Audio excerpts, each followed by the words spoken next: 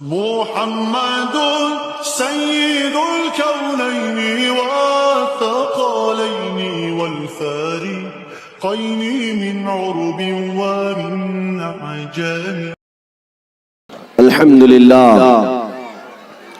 لله الحنان المنان الذي خلق الإنسان وعلمه البيان، والصلاة والسلام على رسوله سيد الإنس والجان وعلى آله وأصحابه ذوي الخير والإحسان.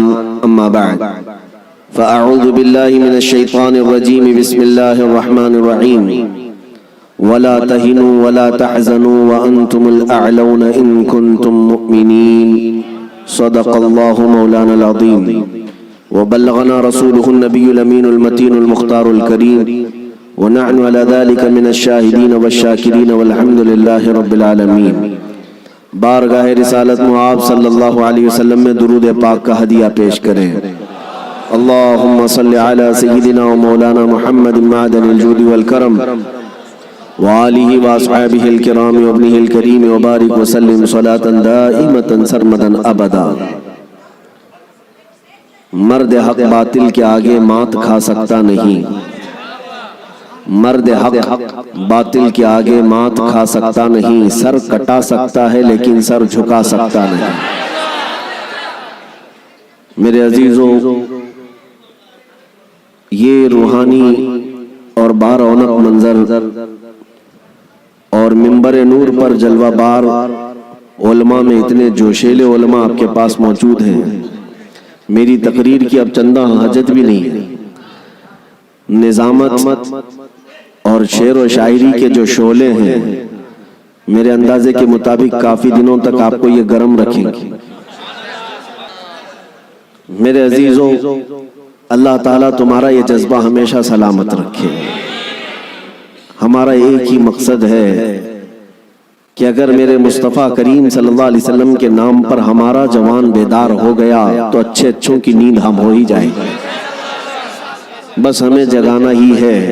ہم نہ تلوار کی بات کرتے ہیں نہ بندوق کی بات کرتے ہیں.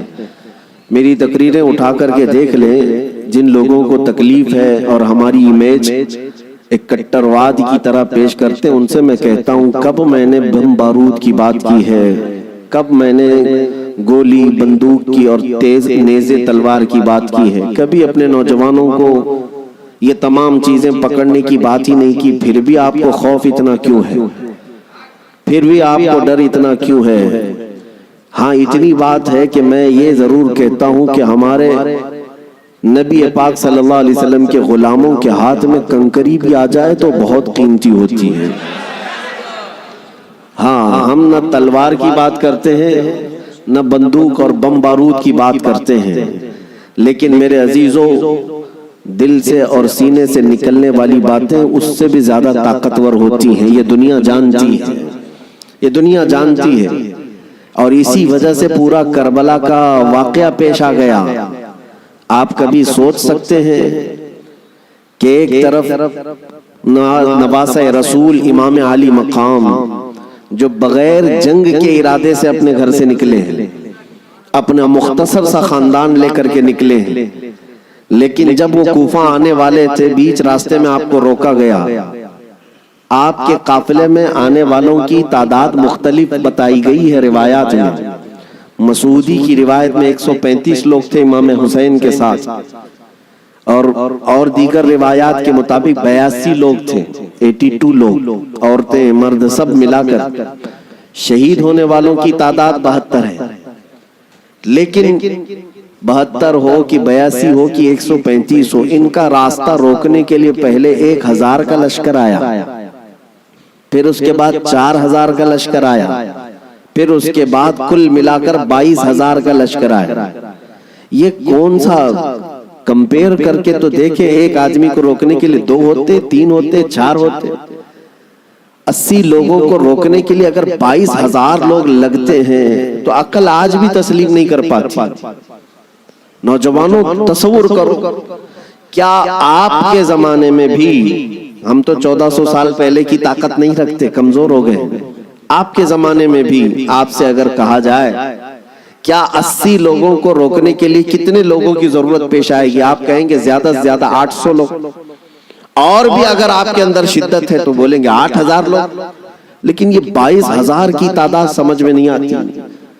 یہ آپ کو آج بھی سمجھنے کی ضرورت ہے کہ دشمن کے اور باطل کے خیمے میں اہل حق کا رعب کتنا ہوتا ہے، اہل حق کا خوف کتنا ہوتا ہے۔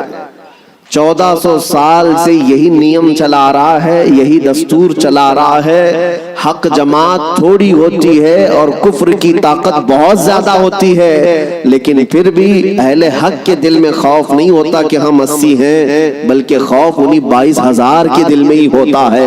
آج بھی ہم دیکھ رہے ہیں الحمدللہ ہماری تعداد کم ہے، ہمیں آج مائنورٹی کہا جاتا ہے، ہمیں آج مائنورٹی کہا جاتا ہے۔ ہمارا حال تو یہ ہے کہ ہمارے پاس کچھ بھی نہیں، اسلحہ نہیں، بم بارود نہیں، طاقت نہیں، ہمارے تو نوجوان ڈپارٹمنٹ میں بھی نہیں، عہدوں پر بھی نہیں۔ ارے ہمارا حال تو یہ ہے کہ ہم حکومت کے تخت تک بھی نہیں پہنچ پاتے۔ ہمارا حال تو یہ ہے کہ سیاست میں ہماری کوئی نمائندگی نہیں، اور جو کچھ پہنچ بھی گئے بیچارے وہ کسی اور کی جھولی میں گر گئے۔ ہمارے پاس کیا ہے؟ مذہب و ملت میرے مصطفیٰ کے ناموس کی نمائندگی کرنے والا کون ہے؟ اکا دکا ہو سکتا ہے، لیکن یہی مائنورٹی ہو، اقلیت کی تعداد ہی ہے۔ ہمارے پاس کچھ بھی نہیں ہے۔ پھر میں پوچھتا ہوں یہ ٹی وی میں 24 گھنٹے صرف مسلمان ہی کیوں نظر آتے ہیں؟ میڈیا ان کا ہاٹ ایشو اگر آج کے زمانے کا ہے، کچھ بھی ہو، مسجد ہوگا، برقع ہوگا، داڑھی ہوگی، ٹوپی ہوگی، ہم ان سے پوچھتے ہیں میاں یہ تو بہت تھوڑے سے ہیں ہندوستان میں، ان کی حیثیت یہ ہے کہ پڑھے لکھے بھی زیادہ نہیں ہیں، عہدوں پر بھی زیادہ نہیں ہیں، سیاست میں بھی نہیں ہیں، لیکن پھر ٹیلی ویژن میں کیوں زیادہ ہیں؟ ٹی وی میں، نیوز میں یہ زیادہ کیوں ہیں؟ تو جانکار لوگوں کی طرف سے جواب آتا ہے کہ ساری دنیا آج تک وہ کربلا کا واقعہ بھول نہیں پائی ہے، کربلا کا واقعہ بھول نہیں پائی، اس لیے کہ آج بھی ان کو ایسا لگتا ہے کہ اگر ایک بھی غلام حسین کھڑا ہو گیا تو پھر چاہے مقابل میں کروڑوں ہی کیوں نہ ہو، خطرہ اسی ایک سے ہی نظر آتا ہے۔ میرے عزیزو، ایک بات یاد رکھنا، ہم مومن ہیں اور ہمارے لیے موت کوئی حادثہ نہیں ہے، ہمارے لیے موت حادثہ نہیں بلکہ امام حسین نے ہمیں یہ سبق دیا ہے، موت ہمارے لیے شہادت ہے۔ اگر حق کی راہ میں کٹ گئے، مر گئے، تو یہ ذلت نہیں، عیب نہیں، بلکہ رہتی دنیا تک مولا تمہارے نام کا یہ اعلان فرماتا ہے کہ اسے اب کوئی مردہ نہ کہے۔ جو اللہ کی راہ میں مر گیا اب اسے مردہ بھی کہنے کو منع کر دیا گیا۔ اس لیے یہ تصور ہمارے پاس ہے الحمدللہ۔ اور ایک بات اور بھی میں آپ کو بتا دوں، دنیا کو اگر آج کسی بات کا سب سے زیادہ خوف ہے تو کیا ہے؟ اقبال نے کہا تھا انگریز ہمیں ہزار توڑنے کی کوشش کرتے رہے، مارنے کی، کاٹنے کی، جلا وطن کرنے کی، حکومتیں چھیننے کی، لیکن اخیر میں تنگ آ کر کے کیا کہتے ہیں جانتے ہو؟ انگریزوں کی زبان سے نکلے ہوئے الفاظ کی ترجمانی اقبال کرتا ہے، یوں کہتا ہے شاعر مشرق، یہ فاقہ کش موت سے ڈرتا نہیں ذرا۔ مسلمانوں کے بارے میں انگریز یہ کہتے ہیں یہ فاقہ کش ہے۔ فاقہ کش کا مطلب ہے بھوکے رہتے ہیں، کھانے پینے کو ان کے پاس ہے نہیں، لیکن معاملہ یہ ہے یہ فاقہ کش موت سے ڈرتا نہیں ذرا۔ ہاں، موت سے ڈرتا نہیں ذرا، روح محمدی اس کے بدن سے نکال دو۔ وہ انگریزی کہتے ہیں کہ روح محمدی نکالو اس کے بدن سے، ان کے کپڑے چھین لو، ان کی جائیدادیں کرک کر لو، ان کے بچے مار دو، ان کی حکومتیں چھین لو، کچھ نہیں ہونا ہے ان کے ساتھ جب تک ان کے سینوں میں عشق محمدی ہے، یہ پھر جمع ہوتے رہے۔ دنیا اس نقطے کو سمجھتی ہے میرے عزیزوں، اس لیے ہمارا وناش کرنے کی جو بات کرتے ہیں، یہ ان کی جب باتیں سنتا ہوں تو ہنسی بھی آتی ہے، مذاق بھی۔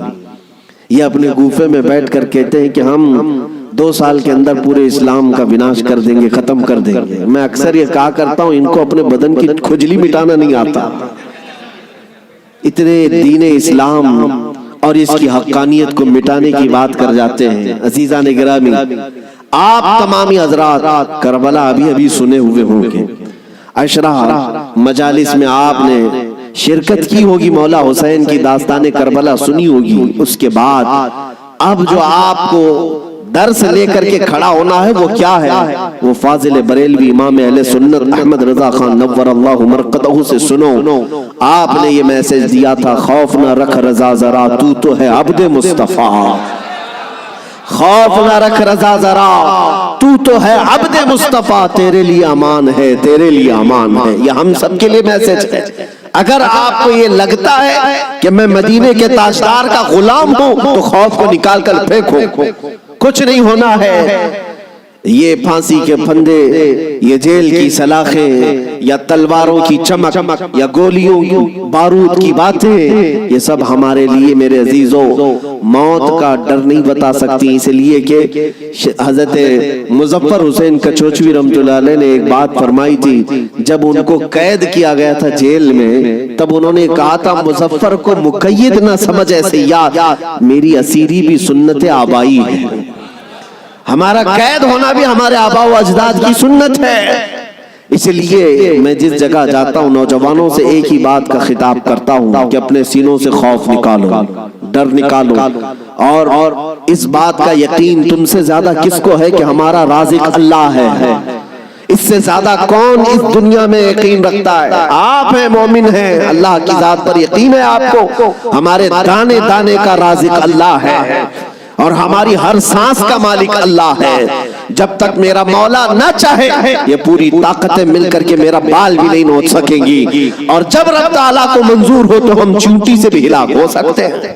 یہ قدرت کے فیصلے ہیں۔ میں آپ کو بتاتا ہوں، سیدنا غوث اعظم عبد القادر جیلانی رضی اللہ تعالیٰ عنہ منبر پر خطبہ دے رہے تھے، بڑا مجمع، 70,000 کا مجمع، منبر پر جب خطبہ دے رہے تھے، عین خطبے کے دوران چھت پر سے ایک نہایت ہی کالے قسم کا سانپ نمودار ہوا، جس کی ہیبت ایسی تھی کہ مجمع میں سے لوگ ادھر سے ادھر ہونے لگ گئے۔ اس سانپ کی دہشت سے لوگ گھبرا گئے، لیکن وہ سانپ چھت سے اوپر سے آتے آتے سیدھے سرکار غوث پاک کے کندھے پر آ گیا۔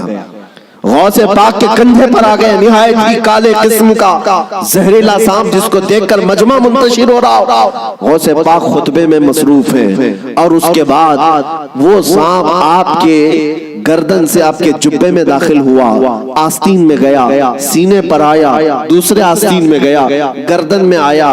اس کے بعد تھوڑی دیر کے بعد وہ واپس ادھر ہی گیا۔ غوث پاک کے ایک جملے میں بھی لغزش نہیں ہے، خطبہ جس طرح چل رہا تھا اسی طرح چلتا رہا۔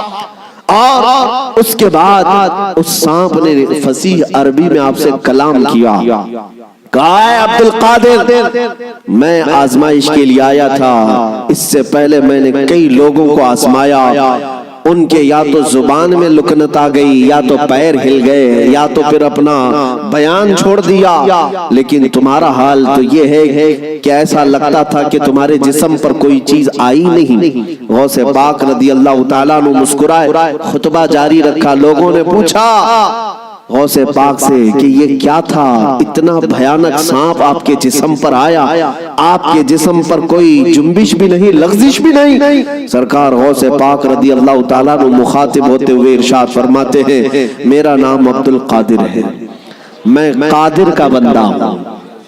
کس کا بندہ؟ قادر کا بندہ، قدرت پر یقین رکھتا ہوں۔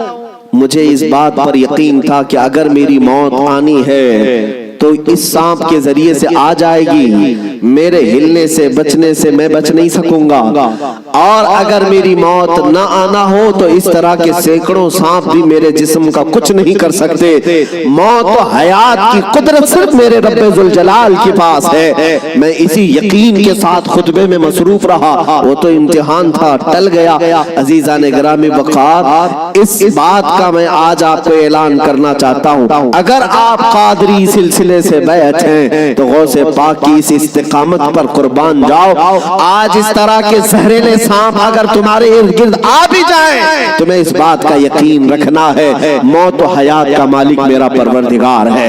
मौत और हयात की कुदरत मेरे रब्बे जुल जलाल के पास है। और ये यकीन मैं आपसे कहता हूं कि गौसे पाक के मकाम तक तो नहीं पहुंच सकते, लेकिन वाकया अर्ज करने का मकसद ये है कि हम कादरी गुलाम हैं, कादरी कुत्ते हैं। उनकी निस्बत से अगर हमारे सीने में थोड़ा बहुत भी अगर शुजाअत का जज्बा आ जाए तो मैं समझता हूं कि मेरे अजीजों आज इस रूए जमीन का मंजर ही बदल जाएगा। लोग देख चुके तुम्हें डरा करके, धमका करके, उन्हें अंदाजा हो गया है कि ये थोड़े पैसों में बिक जाते हैं या खौफ से थरथराते हैं, डर करके भाग जाते हैं, इसलिए दुनिया तुम्हें डराती है, धमकाती है। लेकिन जिस दिन तुम्हारे कदम डगमगाने से रह गए, मैं यकीन के साथ कहता हूं बिजलियां आएंगी, तूफान आएंगे, लेकिन तुम्हारा कुछ नहीं हो सकेगा।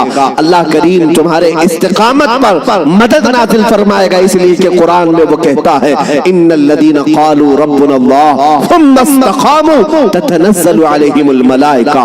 बेशक जो लोग अल्लाह को ये कहते हैं कि हमारा रब है और फिर उस पर जमे रहते हैं, मौला फरमाता है उनकी हिफाजत के लिए मौला फरिश्ते नाज़िल फरमाता। जमे रहना, इस्तिकामत, डटे रहना, ये आज तुम्हारी जरूरत है मेरे अजीजों। तूफान आएंगे, आंधियां आएंगी, लेकिन ये नहीं है कि तुम मैदान छोड़कर भाग जाओ। देखो मौत तो आनी है, किसी हॉस्पिटल के बेड पर आएगी या घर की चटाई पर आएगी, कहीं ना कहीं आना है, या किसी हादसे में या किसी बीमारी में। लेकिन अगर किस्मत से मौत इस हाल में आए कि मैं मेरे नबी का परचम बुलंद कर रहा हूँ, नबी पाक की इज्जत की बात कर रहा हूँ, और अगर इस हाल में मौत आए तो उस मौत का क्या कहना। मेरे अजीजों, बुजुर्गों ने फरमाया जो नामूसे रिसालत पर मर जाता है, रूह निकलने से पहले वो अपने सिराने पर मुस्तफा करीम का दीदार भी करता है। नबी पाक सल्लल्लाहु तआला अलैहि वसल्लम का दीदार करेगा।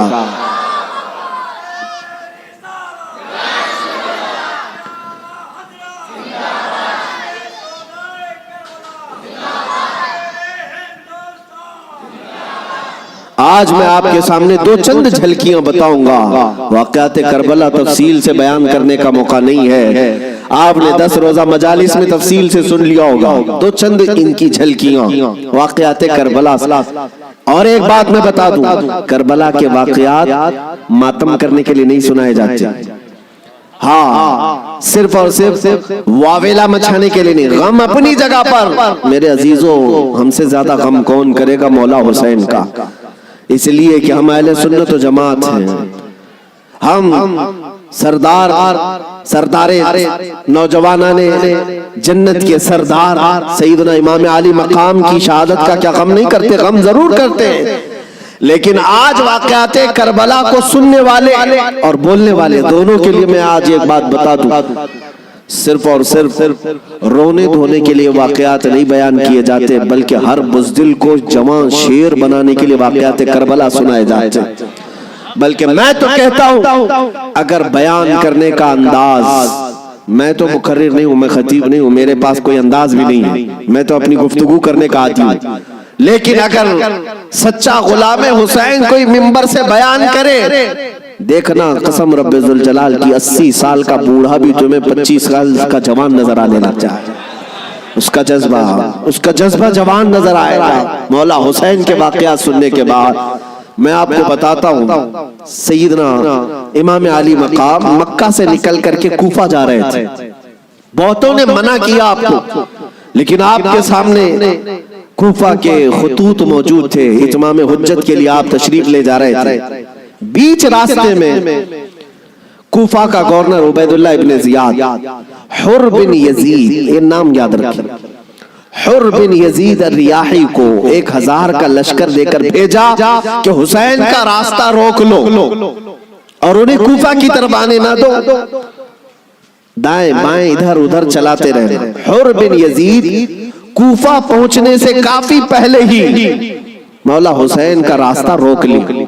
तवज्जो चाहता हूं, हुर बिन यजीद किसकी तरफ से आया? वो सिपह सालार था, यजीदी फौज की तरफ से आया, 1000 का लश्कर लेकर आया।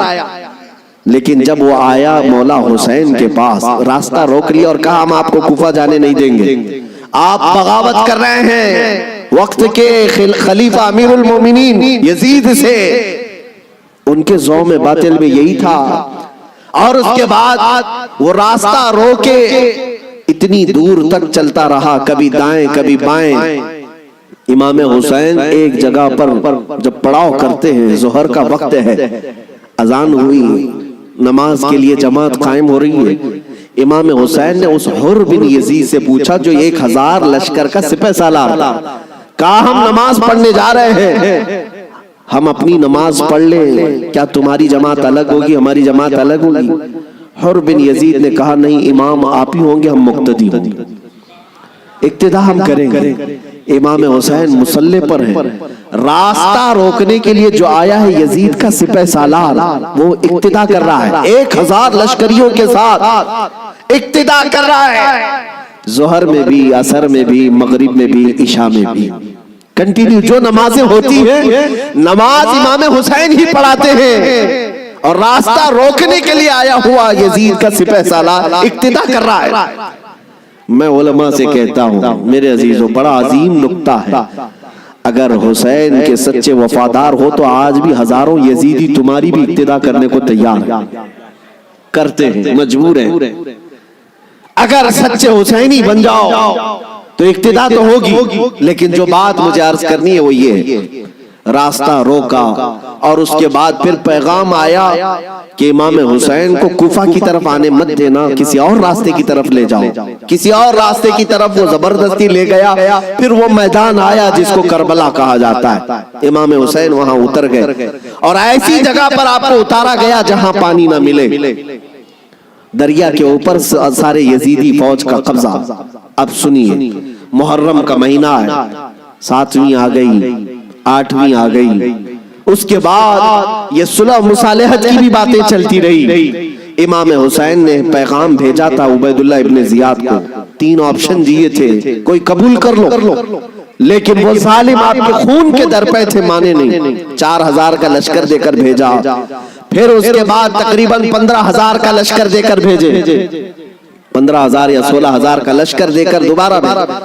اب یہ 9ویں محرم آئی ہے، توجہ چاہتا ہوں، 22000 کا لشکر، امام حسین نے خطبہ دیا کہ میں تمہارے پاس جنگ کرنے کی نیت سے نہیں آیا، تم میری عظمت نہیں جانتے، میں فاطمہ زہرا کا بیٹا ہوں، حیدر کرار کا نور نظر ہوں، رسول اللہ کا نواسا ہوں، میرے خون سے اپنے ہاتھ رنگین نہ کرو، ان پر کوئی بات اثر نہ کرے۔ اس کے بعد حر بن یزید جو 1000 کا لشکر لے کر سب سے پہلے راستہ روکنے آیا تھا، وہ یزیدیوں کے پاس آیا اور کہا ان کی ایک بات تو مان لو، وہ جنگ کرنے نہیں آئے، اگر وہ صلح چاہتے ہیں تو ختم کر دیتے معاملہ۔ لیکن یزیدی فوج کے جو بڑے سپہ سالار تھے، عمرو بن سعد یا شمر، ان لوگوں نے کہا اے حر، تجھے مصالحت کرنے کے لیے نہیں بھیجا گیا ہے، تجھے فوجی بنا کر بھیجا گیا ہے، لڑنا ہے تو ہمارے ساتھ لڑو ورنہ یہاں سے دفع ہو جاؤ۔ جب یزیدی فوج کے بڑے سپہ سالاروں نے حر بن یزید کی بات نہیں مانی تو سنو، پورے مجمع میں وہی حر جو یزید کا سپہ سالار تھا اعلان کرتا ہے تمہاری سپہ سالاری تمہیں مبارک ہو، میں حسین کے خیمے میں جاتا ہوں۔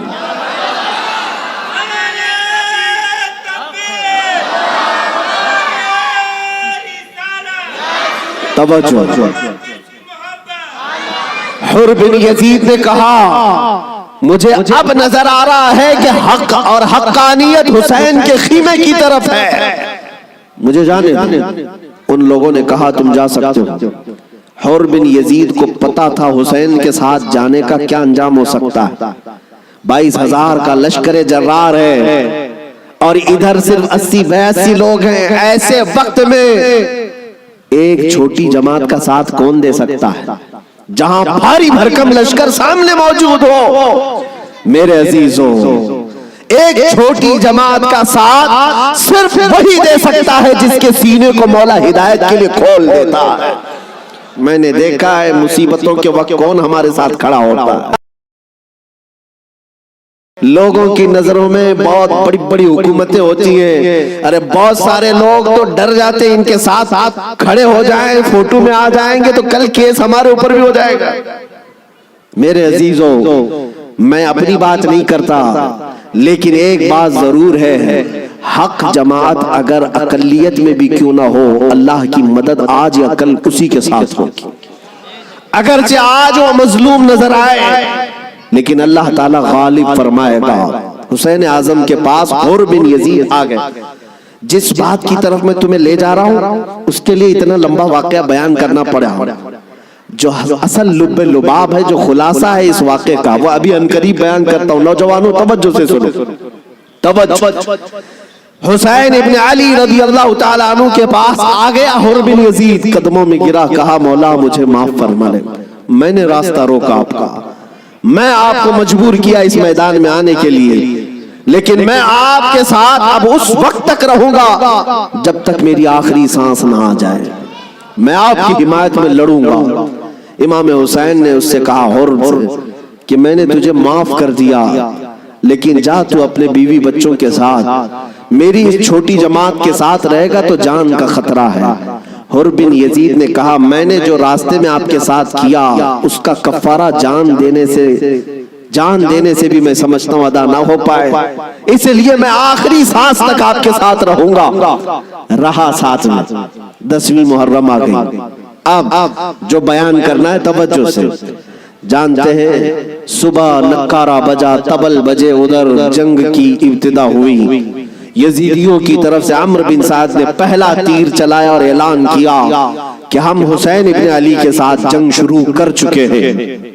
جنگ جب شروع ہو گئی، امام حسین رضی اللہ تعالیٰ عنہ کے اہل بیت کو کسی نے اترنے نہیں دیا، جو آپ کے ساتھی تھے، جو آپ کے ساتھ آئے ہوئے تھے، جو اہل بیت سے نہیں تھے۔ 5 صحابی رسول بھی ہیں مولا حسین کے ساتھ، صحابی رسول بھی تھے، وہ جب تک ساتھی رہے خاندان حسین سے ایک کو بھی میدان میں آنے نہیں دیا۔ اور جانتے ہیں اس میدان کربلا میں پہلے اترنے والا کون تھا؟ وہی حر بن یزید، اور کس کی جانب سے؟ امام حسین کی طرف سے۔ ایک بات مولا قدیر و جبار کی تمہیں سمجھنا پڑے گا، اگر وہ ہدایت دینے پر آئے تو کفر کی طاغوتی طاقتوں میں سے بھی کسی کو ہدایت دے کر کے اس کو پاسبان اسلام بنا سکتا ہے، اور کبھی گمراہ کرنے پر آئے تو کعبہ کے قریب رہ کر کے بھی کوئی گمراہ ہو سکتا ہے۔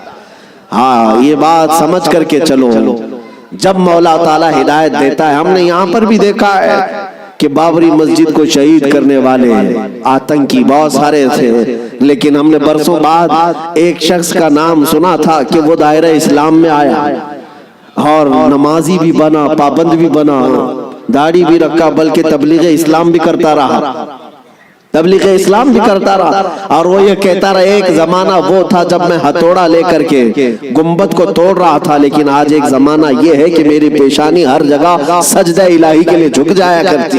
مولا جس کو جہاں سے چاہے ہدایت عطا فرمائے۔ حر بن یزید امام حسین کی طرف سے پہلے میدان میں اترنے والے۔ اب میں آتا ہوں اسی بات پر جس کے لیے میں اتنا لمبا واقعہ آپ کو سنایا۔ مقابلہ دو بدو تھا، ایک کے بعد دیگرے مقابلہ تھا۔ حر بن یزید جب گھوڑے پر سوار ہو کر مقابلے کے لیے آیا تو یزیدیوں کی طرف سے پہلوان آتے رہے، سپاہی آتے رہے، مقابلہ کرتے رہے۔ یہ تنہا حر بن یزید کا مقابلہ صبح سے لے کر کے دوپہر تک چلتا رہا۔ باقی بہت سارے مقابلے ہوئے، تھوڑی تھوڑی دیر کے بعد سب جام شہادت نوش کرتے رہے، یہ زوال کے بعد، لیکن حر بن یزید کا مقابلہ صبح سے چلتا رہا۔ اور میں نے جب تاریخ میں یہ بات پڑھی تو مجھے حیرت ہوئی کہ تنہا حر بن یزید اکیلے گھوڑے پر آیا اور یزیدیوں سے ایک کے بعد دیگرے لڑتا رہا۔ گھنٹوں کے مقابلے کے بعد جن لوگوں کو حر بن یزید نے مارا تھا ان کی لاشیں گنی گئی تو 120 لاشیں پڑی ہوئی تھی۔ یہی بات مجھے کرنا ہے، یہی بات مجھے کرنا ہے۔ تنہا ایک حسینی 120 کو مار گرا سکتا ہے کربلا کے میدان میں۔ تم صرف یہ سنتے ہو کہ حسین اعظم کے بچے شہید ہو گئے، لیکن حسینیوں نے جن کو کاٹا ہے وہ کیوں نہیں سنتے؟ وہ کم نہیں تھے، بہتوں کو فنا فی النار کیا۔ اب جو بات کہنی ہے وہ یہ ہے، حر بن یزید خاندان حسین سے نہیں ہے، اہل بیت سے نہیں ہے، انصار میں سے بھی نہیں ہے جو ساتھی وہاں سے آئے تھے، بلکہ ایک دن پہلے توبہ کر کے حسینی بنا تو دوسرے دن کی طاقت کا حال یہ ہے۔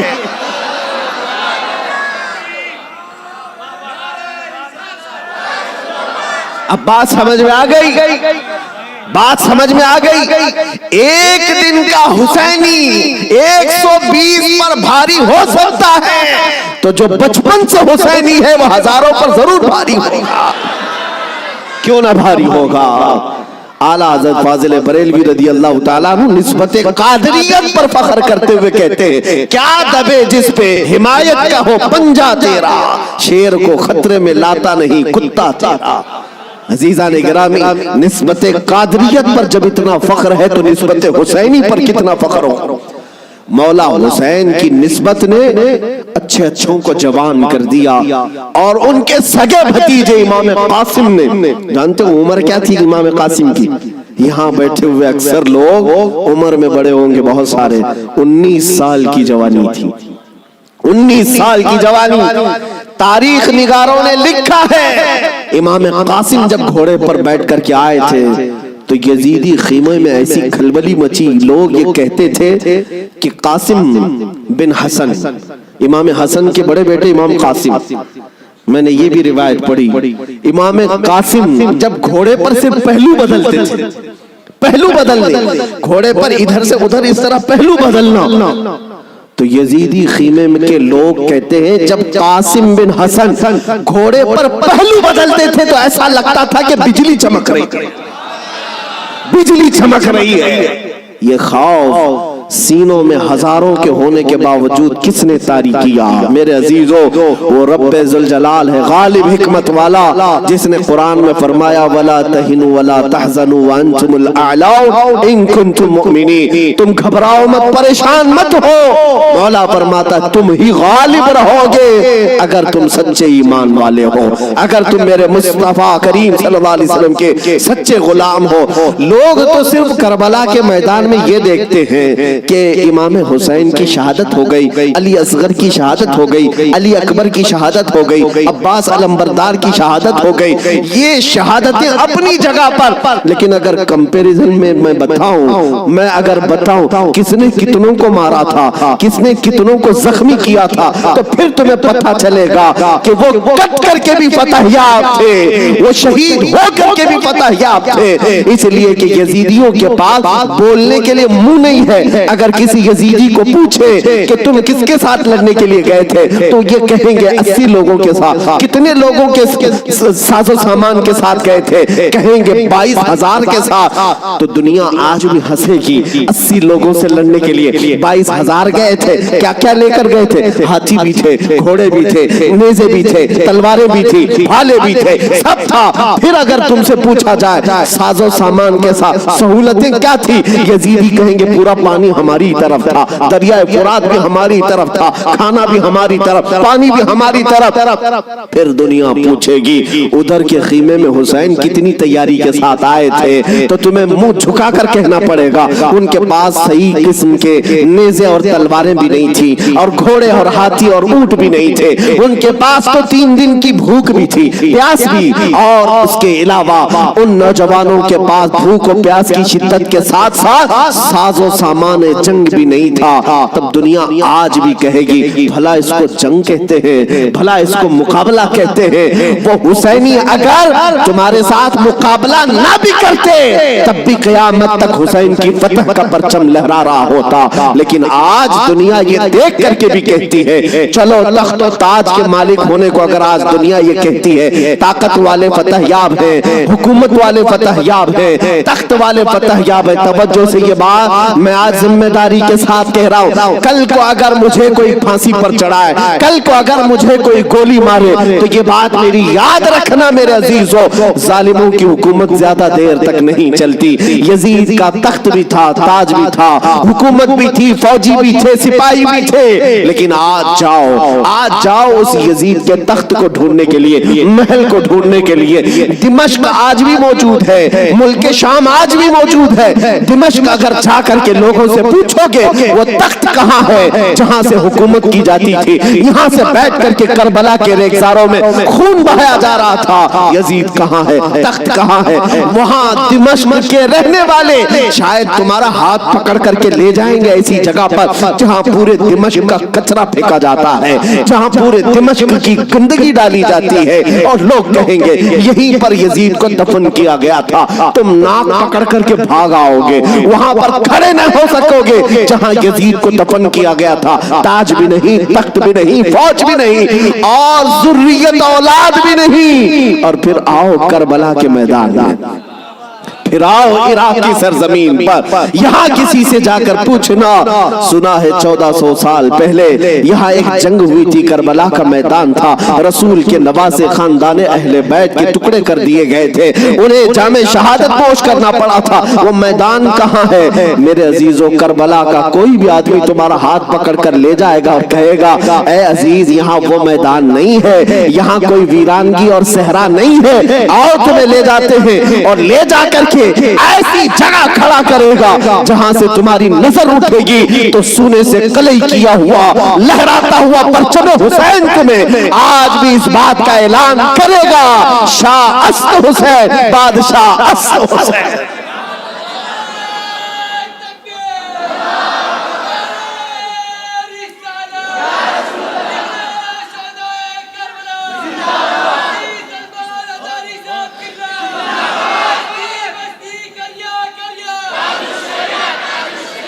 جانتے ہو بہت سارے بچے، بہت سارے نوجوان کسی نہ کسی شخصیت کو اپنا آئیڈیل بناتے ہیں بچپن سے، الحمدللہ میں یہ تحدیث نعمت کے لئے کہہ رہا ہوں، اللہ میری ماں کو سلامت رکھے، جن سے میں نے واقعات سنے ہیں تو خالد بن ولید کے سنے تھے، اور ہمارے آئیڈیل جو بزرگ ہیں اس میں مولا امام حسین ہیں، ہم نے ان کو آئیڈیل بنایا ہے، آپ بھی بنا لو، اس لیے کہ ان لوگوں کو جس نے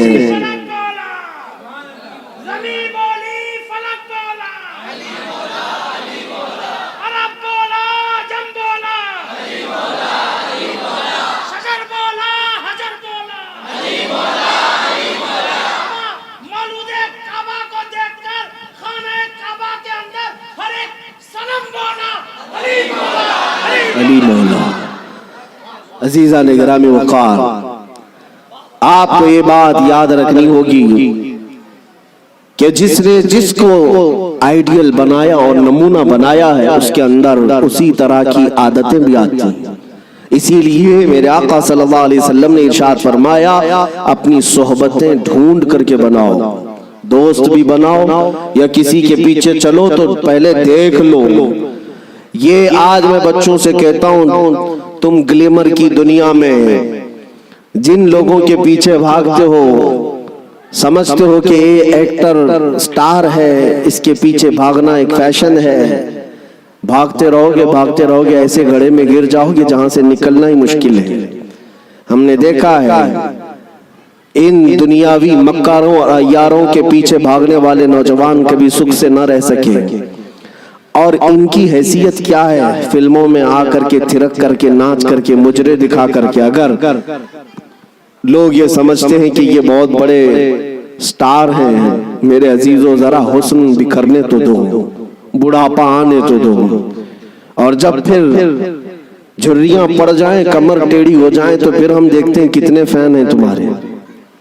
لیکن مجھے یقین ہے مولا حسین کا غلام 80 سال کا بھی ہو جائے تو اس کے فین کی کمی نہیں ہوتی، اس کے فینز کم نہیں ہوتے، اور ہم نے اپنی زندگی میں حضور تاج الشریعہ کو دیکھا۔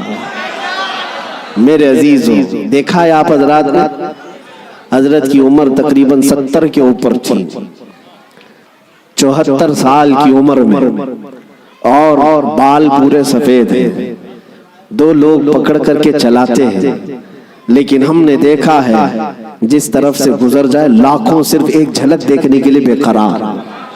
ان نوجوانوں سے پوچھو، دنیا تو فلم سٹاروں کے پیچھے بھاگتی ہے اور تم 70 سال کے اوپر اس بزرگ کو دیکھنے کے لیے بےتاب ہو، بے قرار ہو۔ اور حد تو یہ ہے میرے عزیزوں، نہ ان کے آنے کا کوئی پرچار، نہ سوشل میڈیا کا زمانہ، نہ فیس بک واٹس ایپ اور انسٹاگرام میں ہے، ان کے آنے کی جانے کی خبریں نہ ان کے جلسوں کی خبریں ہیں، لیکن پھر بھی آپ نے دیکھا کہ پورا زمانہ ٹوٹ پڑتا تھا۔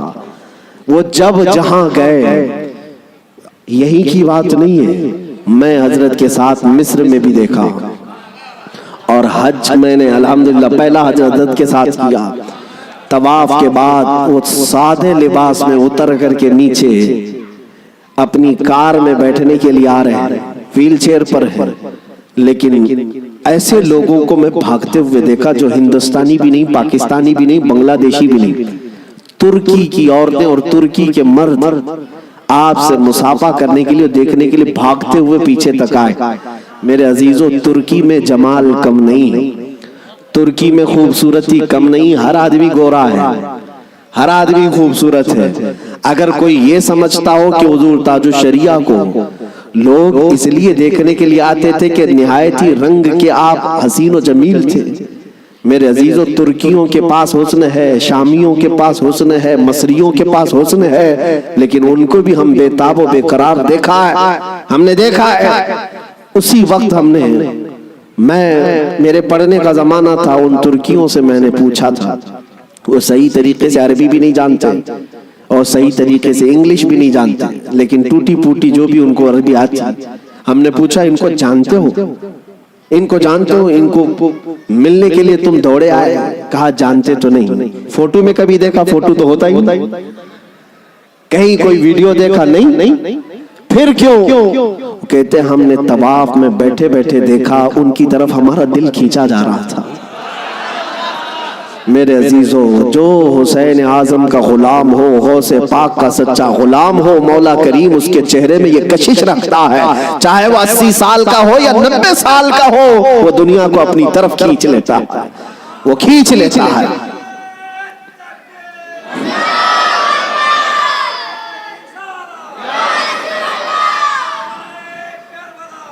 اب آؤ میں آپ کو بات بتا دوں، مر جانا، کٹ جانا، یہ ہماری انتہا نہیں ہے۔ اگر کوئی یہ سمجھتا ہے کہ ہمیں پھانسی دے کر کے یہ ختم کر دے گا تو اس کی خام خیالی ہے۔ یہاں پر انگریزوں کا دور تھا، 100 سال تک یہ اتنا ظلم کرتے رہے، ہندوستان میں آج بھی وہ تاریخ رقم ہے، لیکن سب سے زیادہ انہوں نے اگر کسی پر ظلم کیا تو مسلمانوں پر ظلم کیا انگریزوں نے، اور ان کو بھی آپ میں بتاؤں، آج پھر وہ دور ہمیں نظر آ رہا ہے ظلم کا، کسی ایک خاص کمیونٹی کو ٹارگٹ کرنا۔ انگریز ڈرتے تھے کس سے جانتے ہیں؟ جن لوگوں سے وہ ڈرتے تھے وہ کالا پانی کی سزا دیتے تھے۔ انڈمان نکوبار، جزیرہ انڈمان کو بھیجتے تھے، لیکن جزیرہ انڈمان نکوبار میں جو جیل ہے جہاں بھیجتے تھے، وہاں سب سے زیادہ اگر کسی کو انہوں نے بھیجا ہے تو وہ علماء اہل سنت کو بھیجا ہے۔ یعنی آج سے 100 سال پہلے بھی انگریزوں کے خیمے میں کھلبلی تھی تو علماء سے ہی تھی، حق بولنے والے علماء ربانیین، اور پھانسی پر چڑھایا ہے 30,000 علماء کو اہل سنت و جماعت کے۔ ایک بات میں آپ کو بتانا چاہتا ہوں، علامہ کفایت علی کافی رحمت اللہ علیہ، مراد آباد شہر کے رہنے والے ایک عاشق رسول، ان سے انگریز اتنا ڈرتے تھے کیونکہ جانتے تھے کہ ان کی زبان سے نکلے ہوئے کلمات سے اچھے اچھوں کے دل بدل جاتے ہیں۔